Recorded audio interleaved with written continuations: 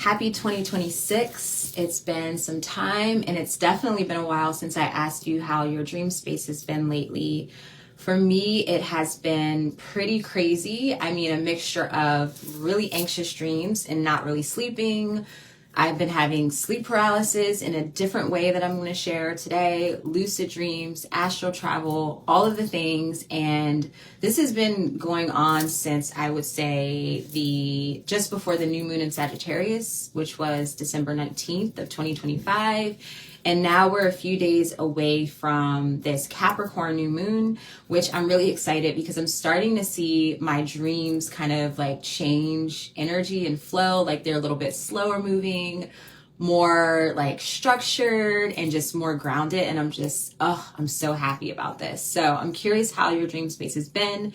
And I feel whenever I'm about to teach a class specifically about dreams, my psyche is so amazing that it gives me firsthand experience on the topic that I'm going to be teaching on. So January 25th, I'm going to be teaching an on-class via Ritual Craft School on Lucid Dreaming 101. And I'll be sharing how to induce a lucid dream, what to do when you're in a lucid dream, how to hold lucidity. And of course, I'll be answering any questions you might have, sharing my experiences and what I've learned from other students and other dreamers. And yeah, so recently, as of, I guess, a couple weeks ago, I had a really unique experience. I had a mixture of sleep paralysis and lucid dreaming.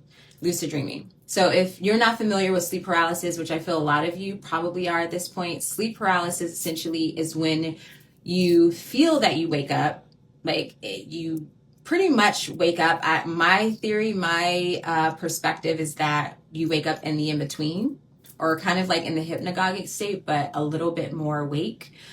But the thing is, you can't move at all. You can't say anything. You can't move. 9 times out of 10, you feel or hear something really eerie and unsettling in your space. And generally, you wake up like with awareness of being in your bedroom or wherever it is that you fell asleep. And it's a whole thing. I've been experiencing this since I was like 13, I would say, from what I can remember, off and on. And so I'm pretty used to it, and I just breathe through it. And then I wake up, and I've been actually able to astral project from sleep paralysis. So if you're someone who experiences sleep paralysis or ever has, it's probably easier for you. More than likely, it's easier for you to astral project than if you didn't ever have sleep paralysis. But I can do another video on that if you guys are interested. But anyway, what was a little bit unique this time, or very unique, is that I woke up in a dream, but I woke up in my bedroom, what perceived to be my bedroom, and I had sleep paralysis. And it felt like kind of almost like a normal sleep paralysis experience, but there was a little bit more of like a haze, like a dreamy state to it.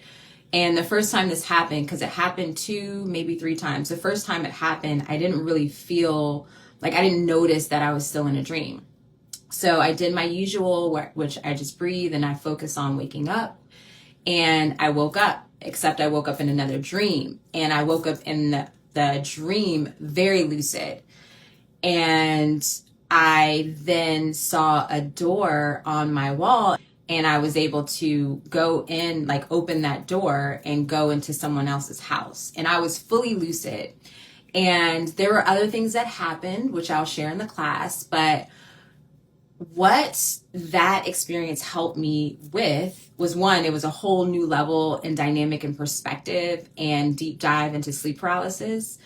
But then also I was able to grasp some sort of, like, I gained answers to what was happening in my waking life. And it was almost like in a roundabout way. But I feel that if I wasn't as present in my lucid dream and very like just present and not trying to change anything, but focus on exploring my environment and just seeing what stood out to me, what clues were there. And this is like the beauty of lucid dreaming, because I've been lucid dreaming for a long time, and like off and on, intentionally and unintentionally.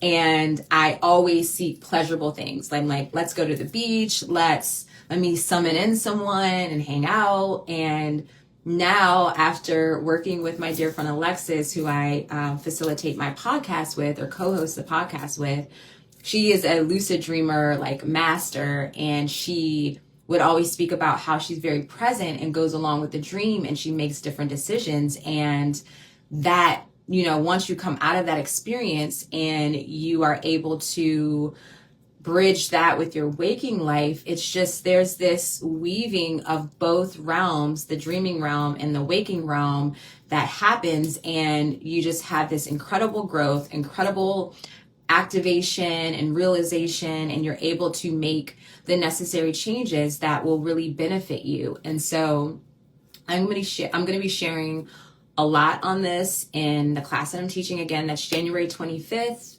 Online via virtual craft school, 2 p.m. Eastern time, 12 p.m. Mountain time. And I would love to have you there so we can dig really deep into lucid dreaming and how to master that. And I would be happy to answer your questions and help you with that.